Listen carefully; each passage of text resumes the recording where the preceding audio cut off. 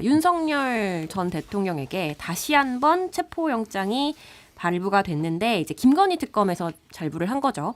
그래서 특검이 2차례 소환을 했는데 안 나와서 이제 체포영장 발부하겠다고 하고 실제로 했는데 결국에는 조사실로 데려와서 강제 인질을 할 수 있을 것이냐. 그다음에 안 치면 말은 할 것이냐. 요 단계가 남아 있는 거잖아요. 말을 계속 안 할까요? 안 하겠죠. 뭐 본인 같은 경우에 가서 말할 거였으면 진작 나가서 얘기를 했겠죠. 근데 소환 조사까지도 거부하고 있는 상황에서 끌어낸다고 한들 순순히 나오지 않을 것 같아요. 버틸 것 같아요. 네 팔다리 다 들어줘요.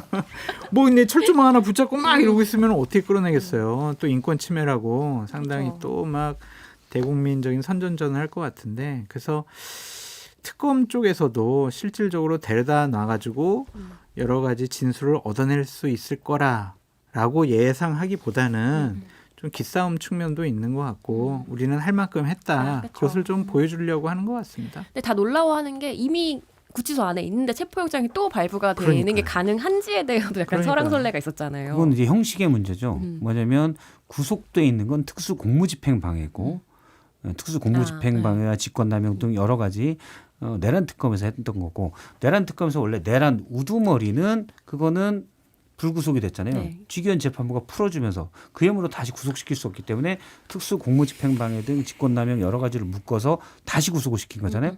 그러니까 A라는 공간에 구치소라는 공간에 있지만 이거는 특수 공무집행 방해로 있는 거예요. 그런데 김건희 특검에서 공직선거법이나 이런 부분으로 다시 하려면은 그거는 이제 그냥 구속돼 있다고도 혐의는 다른 혐의니까 네. 여기에 따라서 다시 체포영장을 발부받은 거다라고 보고 저는 일단 시도는 해야 된다고 봐요. 그리고 윤석열 전 대통령이 보면 겁이 많습니다.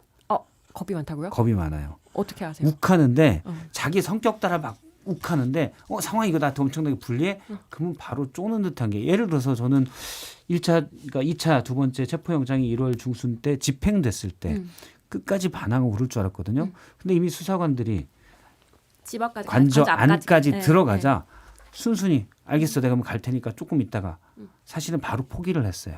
그래서 뭘 그런 바로 거- 포기해요. 샌드위치 만들어가지고 좀 먹으라고 했잖아요. 그때. 샌드위치 만들 정신은 있었어요. 그거는 이제 기다려, 약간 그러면서. 기다려. 그런데 사실상 포기를 했기 때문에 그리고 뭐 자수로 해줄 수 있지 않냐 이런 거 가지고 어떻게 보면 전직 대통령이라는 특히 이제 불법 친위 쿠데타까지 일으킨 이 범죄자의 위상엔 좀 걸맞지 않은 좀 짜잘한 측면들이 있어요. 그래서 만약에 정말 그 독거실까지 가서 문 열고 나와라. 문 열고 체포해 갑니다. 그러면 갈 가능성도 있습니다. 물론 가봐야 진술 거부하고 얘기 안 하겠죠. 그거는 그의 권리지만 네. 진술을 거부할 건. 근데 가서 앉아서 조사에 임하는 건 의무거든요. 그러면 당연히 특검은 그것까지 시도해야 된다. 물론 말씀하신 대로 문을 잡고 뻗팅긴다. 제가 말 안 했어요. 알았어요. 실장님 말씀. 그러면 굳이 뭐 때려서 데리고 올 것까지는 없다라고 그쵸. 봅니다. 그렇죠. 뭐 어떻게 될지 모르겠지만 지금 순직해병 특검에서 어제 또 주요한 얘기가 나왔는데 이제 구명로비 의혹이 가장 중요한 거잖아요. 세 개가 있다고 치면 그 구명로비 의혹이 있었고 경로가 있었고 그다음에 외압이 있었다. 이 세 가지 걸 풀어내야 되는데 이 구명로비 의혹이 제기돼 온 상황에서 이건 결국에 김건희 씨가 관련되어 있다라는 얘기인데 어제 보도에서 김건희 씨가 최상병 사건 주요 관계자와 그 대통령이 경로했다는 그 회의 당일 23년 7월 31일이죠. 그날 통화를 했다. 개인 휴대전화로 이런 보도가 나왔어요. 누구인지는 정확히 모르겠지만 또 비화폰 통신 내용은 아직 없기 때문에 그것도 봐야겠지만 근데 시기가 조금 공교롭습니다. 김건희 씨가 사건 주요 관계자와 해병인지 아닌지는 잘 모르겠지만 그분과 통화를 할 이유가 별로 없잖아요. 예를 들면은 김건희 씨가 갑자기 저기 내 사촌 조카 한 명이 해병대 입대하는데 잘 좀 해줘. 그런 걸로 뭐 통하지는 않았을 거 아니에요. 그러니까요.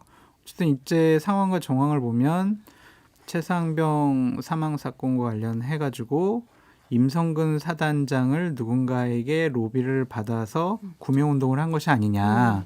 근데 옆에서 윤석열 전 대통령이 빡 지시하는 거 보니까 화만 내고 제대로 얘기를 못 하더라. 어버버 하더라. 그러니까 내가 좀 전화해 가지고 차분하게 좀 설명을 해서 어떻게 처리하라고 하는지 알려줘야 되겠다라고 하면서 전화를 한 것이 아니냐라고 한번 추측도 해 보는데 대통령이 경로한 거는 법적으로 문제 있는 건 아니잖아요. 아니죠. 경로할 수 있죠. 경로를 통해서 외압 그렇죠. 불법적인 외압을 가하고 불법적인 지시를 했느냐 안 했느냐, 그리고 그 경로를 왜 했느냐, 네. 불법적인 로비를 통해 가지고 경로하면서 불법적인 지시한 거냐, 그 연결고리 브릿지가 바로 경로라는 거잖아요. 네네. 그러니까 여러 가지 사실이 앞으로 좀 밝혀지지 않을까. 이제 경로했다라는 사실을 관련자들이 진술했잖아요. 네네. 그쵸. 그럼 본인들을 처벌 안 받기 위해서 불법적인 지시를 그러면 당신이 한 거야? 이렇게 되면 본인 처벌 받잖아요. 근데 사실은요, 김건희 씨 아니면 윤석열 대통령이 이렇게 하라고 그랬어요. 저는 죄 없어요. 이렇게 진술이 나올 가능성이 높아졌다라고 보여집니다. 저도 이제 총로가 일단 최상병 사건에서 불법적으로 말씀하신 대로 직권을 남용해서 수사 서류를 다시 회수하게 한 게 하나 있고, 또 하나는 여기에 저항한 그 불법적인 지시를 따르지 않던 박정훈 대령을 처음엔 집단항명, 나중엔 항명죄로 기소하게끔 군검찰에 압력을 넣은 네네네. 그런 것들이 있겠죠. 그러면 이게 단순 경로설이 있고, 그렇죠. 단순히 이걸로 뭐 사단장을 구속시키면 되겠어, 이러면 누가 하겠어. 단순 경로설일 수도 있어요. 저는 그렇게 보는데, 또 하나가 이제 로비 의혹이죠. 네. 근데 이미 특검 정황에 나왔던 게 김장한 목사랄지 또는 여의도 순복음교회 목사가 관련자들에게 전화를 전화했다. 했다. 네. 그리고 임성근 사단장의 부인이 또 연락들을 이 관련자들에게 한 부분이 있다. 그러면 임성근 사단장 가까운 곳에서 시작한 로비 경로 하나. 네. 그리고 또 하나의 경로가 이제 처음에 많은 분들이 의혹을 가졌던 이종호 블랙펄 인베스트먼트 대표가 김건희 씨를 통해서 하지 않았냐. 멋쟁 해병. 예, 그렇죠. 근데 일단 7월 30일 날 비아폰을 통한 김건희 씨의 통화. 이 사건 관계자라고 하기 때문에 제가 볼 때는 최소한 김기현 사령관 위상일 걸로 봐요. 뭐 국방부 장관이든지 안보실장이든지 김태호 안보 1차장 또는 뭐 국방비서관 당시 7인 뭐 윤석열 전 대통령 빼더라도 한 5인 이상 이분들에게 전화를 했을 것 같아요. 그러면은 이거는 관련돼서 장 소장님 말씀대로 일 좀 똑바로 해. 왜 내가 이렇게 했는데 제대로 전달이 안 되는 거야? 그렇죠. 우리 남편이 좀 일이 어버버한데 화내서 그런데 이거 중요한 문제니까 좀 똑바로 해. 라는 호흡이 잘 조언일 맞네요. 수도 있겠고, 또 하나는 그냥 정말 BP 블랙펄 인베스트먼트의 패밀리로부터 로비를 받아서 본인이 직접 나설 수도 있고, 두 가능성이 다 있는데 김건희 연루설이 이제 확인이 되는 부분이라고 봅니다. 근데 사실 그것뿐만이 아니라 그 VIP 경로 회의를 끝내고 오전 11시 54분에 윤 전 대통령이 이종섭 당시 장관에게 02800-7070 전화를 하는 걸 직접 봤다라는 진술이 나왔다는 거잖아요. 요것도 조금 중요한 진술이었던 걸로 보이는데, 뭐 어떤 얘기를 했는지 그러면 같이 얘기를 하지 않았을까요? 이종섭 장관이 뭐라고 얘기했는지는 모르지만 어쨌든 윤 대통령이 뭐라고 당시에 얘기했는지는 나온 거잖아요. 그래서 그렇죠. 요게 되게 중요할 것 같은데 혹시 요게 키 포인트가 될까요? 근데 그럼 왜 그렇게까지 뭐 다 처벌하면은 어떻게 해? 막 그런 얘기를 부드럽게 했다가 그냥 화내면서 하고 왜 말 안 듣는 거야? 막 이런 식으로 압박을 가하지 않았을까? 압박을 가했다. 그래서 이종석 국방부 장관이 또 여기저기 전화하면서 사건 해결을 위해서 노력을 한 것으로 보여집니다. 그러니까 이 통화 이후에 바로 그 서류를 그렇죠. 다시 반환했다는 거잖아요. 반환시켰다는 거잖아요. 원래 있었던 브리핑을 취소시켰고, 네. 그리고 그러니까 원래는 국방부 뭐 해병대까지는 그냥 박정훈 대령이 처음 보고한 대로 가는 거였잖아요. 그런데 이날 11시 30분에 있었던 그 회의, 안보실 윤석열 그리고 뭐 안보실장, 네, 1차장 그다음에 국방비서관 이런 분들이 들어가는 회의 이후에 후다닥 바뀌었잖아요. 브리핑도 취소하고 수사서를 내지 마라 이렇게 하고. 그러니까 그런 얘기들은 처음에 우리가 당연히 뭐 경로가 맞을 거다라고 했었지만 이제 이건 확인된 거다. 이 차이 정도인 것 같아요. 정황 증거 자체는 그 전부터 최상병 사건이 있었을 때부터 모두가 알고 있었던 상황인데 이것들이 진실로 사실로 확인되고 있는 상황으로 보면 될 것 네. 같은데, 어쨌든 그 로비와 아까 말씀드렸잖아요. 로비와 그리고 경로와 외압 요 세 가지 고리가 있다고 하면 지금 경로 중간 고리 경로는 확인이 된 것 같고. 근데 그 로비 의혹을 밝힐 수 있을까라는 좀 생각이 들어요. 네. 그러니까 로비한 당사자가 사실은요 진짜 내가 김건희 씨한테 부탁했어요 라고 진술하기도 어려울 것 같고, 김건희 씨가 설령 그런 로비를 받았다고 하더라도 맞아 내가 로비 받아가지고 여기저기 전화해서 그렇게 했어 이렇게 진술하지는 않을 것 같아요. 당시 어떤 문자라든지 녹음이라든지 이런 것들이 남아있으면 모를까, 이건 밝히기는 어려울 것 같고, 일단은 박정훈 대령이 조사한 것을 회수하는 것, 그리고 박정훈 대령을 항명죄로 기소하는 것, 처리하는 것, 이런 것에 있어서 불법적인 지시가 있었는지 아니면은 좀 직권남용 혐의가 있었는지 이런 것들에 수사의 초점이 맞춰지지 않을까 그런 생각이 듭니다. 근데 로비가 아마 김건희 씨든 또는 다른 쪽이든 예를 들어서 뭐 김정한 목사다라고 하는데 이미 이제 수사를 들어가서 압수수색을 했는데 나는 그냥 의견을 전달한 거다. 이런 그쵸, 목소리를 그럴 수 일으켜서 내가 할 수 있는 건 아니냐. 그러면 좀 애매해질 수 있죠. 그 부분에 대해서는. 근데 이제 법적으로는 근데 여러 명을 지금 하고 있기 때문에 저는 어디에서든 약한 골이 있을 수 있다고 봅니다. 나온다. 예, 나온다. 시간 문제라고 보고 김건희 특검에서도 그런 일들이 벌어지는데 수사가 오래되면 계속 여러 명이기 때문에 이거 다른 사람이 부른데 난 거짓말하고 있으면 어떡하지? 죄수의 딜레마다. 그렇죠. 그런 게 생길 수가 있어요. 그래서 나올 수 있다고 보고 다만 이게 법적 증거로 확인돼서 처벌받기까지는 어쩔지 모르겠어요. 아마 혹시 김건희 씨 경로다 마냥 근데 김건희 씨가 뭐 자백하거나 그럴 일 만무하기 때문에 그거는 확실한 증거 찾기는 쉽지는 않을 것 같아요. 진술은 받을 수가 있겠지만 이제 그럼에도 불구하고 이 관계, 선후 관계가 어떤지를 알아보는 것 자체가 그렇죠. 이제 국민들한테는 큰 도움이 될 것 같다. 뭔가 치료에 많이 도움이 될 것 같다라는 생각이 들고 맞습니다. 이제 김건희 특검으로 또 넘어가도록 하겠습니다. 네. 이 특검 얘기 이제 그만하고 싶은데 특검 아유, 얘기를 안 할 수밖에 10월달까지 없어요. 계속 해야 돼요. 그 오늘 그 공천 개입 의혹의 당사자인 명태균 씨가 오늘 오전 특검에 출석을 하면서 뭐 이상한 얘기를 했어요. 오늘 내일 특검에서 진실과 사실이 뭔지 나도 확인해보고 알고 싶다라고 이야기를 했는데 무슨 얘기인지 잘 모르겠어요. 무슨 얘기예요? 사람과 사회를 연구하는 실장님. 저도 무슨 얘기인지 잘 모르겠어요. 봤는데 사실 명태균 씨도 본인의 주장과 진실, 사실을 헷갈리게 얘기하는 경우가 많거든요. 그렇죠. 그래서 저는 이분의 말에 크게 이분의 말이 이제 뭔가 사실은 뭐 이분의 말도 초창기 지난해 말까지만 해도 그래서 공천 개입 김건희 씨가 직접 공천에 개입했다. 또 예를 들어 김진태 강원지사도 뭐 네. 김건희 씨에게 빌어가지고 어쨌든 받았다. 이런 류의 얘기를 쭉 했잖아요. 그때는 중요한 단서들을 제공한 게 맞지만 지금은 이분의 말이 다 사실이냐? 그렇게 볼 수는 없을 것 같아요. 그래서 뭐 이분이 사실인지 진실인지 확인하는 것 자체도 제가 볼 땐 큰 의미는 없다고 봅니다. 명태균 씨를 특검에서 불러서 조사할 주요한 목적이 당신이 말이야 김건희랑 윤석열 전 대통령에게 어떠한 얘기를 더 부탁을 했고 어떠한 절차로 얘기를 한 건지 그걸 좀 얘기해봐. 이게 주된 포인트가 아닌 것 같아요. 왜냐하면 그거는 이미 윤석열, 김건희, 명태균의 육성으로 충분히 그냥 확인된 거지. 자백받은 거 아니에요. 그쵸. 그럼 뭘 더 확인하겠어요. 결국에는 저는 이준석 대표와 이 공천 문제와 관련해서 어떠한 얘기를 한 것인지 그 부분에 좀 포인트가 있지 않을까 싶어요. 그러면 그러니까 이준석 대표도 2차 뭐 압수수색도 당하고 공천 문제와 관련해서는 이 부분 관련해서는 공동 뭐 전범 피해자 피의자로 지적이 되어 있잖아요. 그래서 예를 들면은 그 명태균 씨가 사실은 그때 이준석 대표랑 여러 가지 얘기하면서 이준석 대표가 지금 김영선 전 의원은 경선이니까 네. 윤석열 대통령 그리고 힘이 더 센 김건희 씨 그리고 윤상현한테 당신이 막 연락하고 이렇게 해가지고 공관위 차원에서 정리를 해야 돼.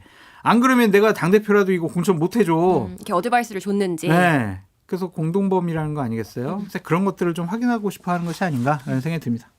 그런 거 그러면은 윤상현 의원이 김영선 전 의원한테 뭐 공천을 줬냐 안 줬냐 이런 것보다는 이준석 지금 개혁신당 당대표를 타겟으로 한 조사일 거다. 라고 추측해 봅니다. 뭐 저는 근데 다른 쪽도 다 있을 것 같아요. 왜냐하면 김건희 씨의 공천 개입 얘기를 할 때 앞서 얘기한 뭐 강원도지사 문제랄지 또는 지방선거의 다른 거 혹시 네. 당신이 알고 있느냐 이런 것도 충분히 물어볼 수가 있겠죠.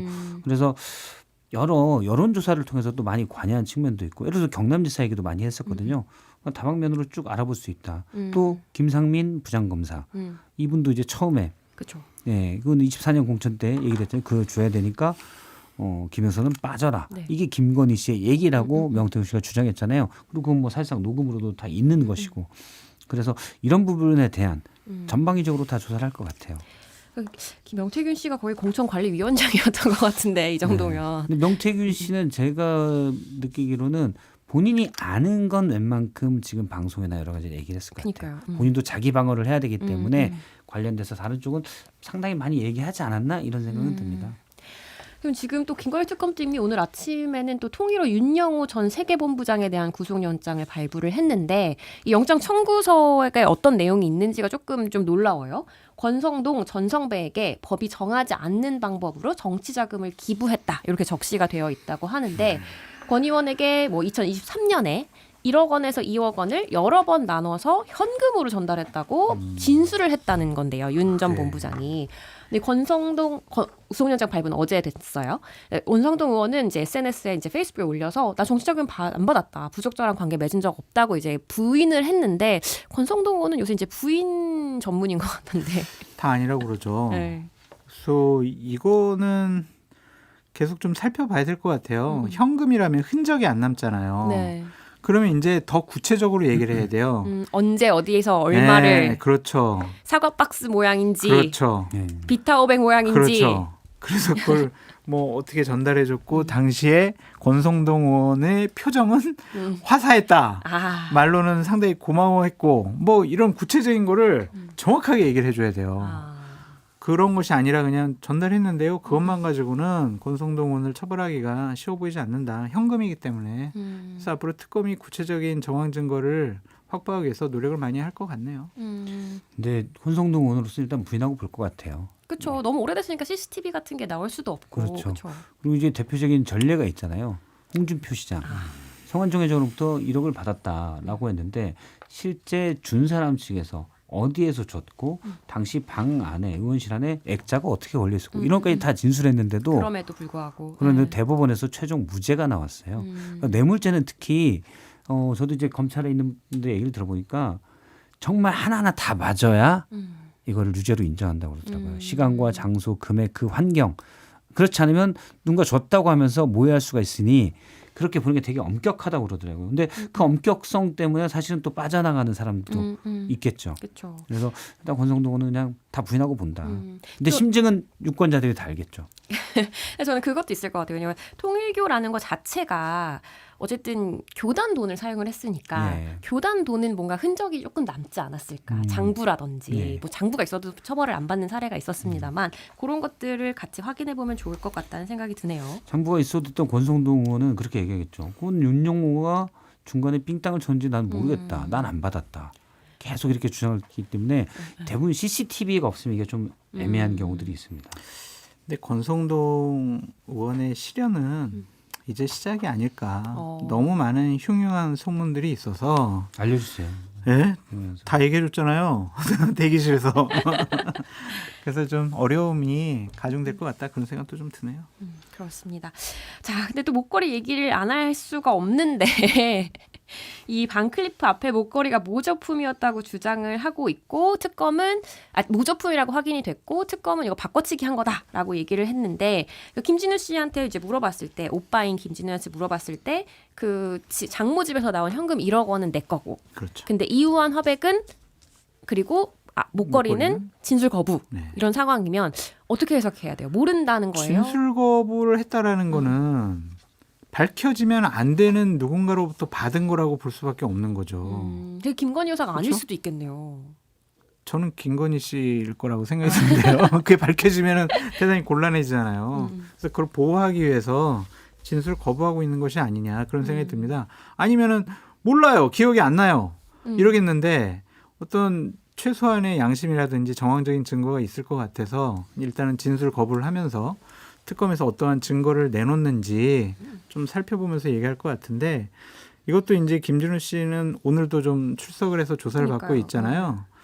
그것도 이제 시작이다. 그런 생각이 들어요. 이분과 관련된 흉흉한 소문 뭐 장슬기 기자님도 많이 들으셔서 잘 알고 모릅니다. 계시잖아요. 저는 잘 모르겠어요. 저렇게 정색을 하면서 거짓말을 하시다니. 그래서 이제 시작이다. 다 그런 생각이 좀 듭니다. 자주 출석하셔야 될 것 같아요. 이거는. 오빠는 이제 판도라의 상자가 열리기 시작했다. 그렇죠. 라고 보고 일단 말씀하신 대로 뭐 목걸이나 그림에 대해서는 진술을 안 한다는 건 내 거라고 하면 내가 이걸 어떻게 구입하게 됐어 또는 어떻게 갖게 됐어 설명하면 되잖아요. 설명할 수 없다는 거죠. 본인 그쵸. 입장에서. 그러면 김건희 씨나 또는 본인이 받았어도 상당히 부정적으로 저는 사실 본인이 받았을 가능성 이제 그림 같은 경우는 그럴 가능성도 있다고 봐요. 근데 이게 딴 게 아니라 사실상 김건희, 최은순, 김진우는 범죄의 경제 공동체였을 가능성. 예.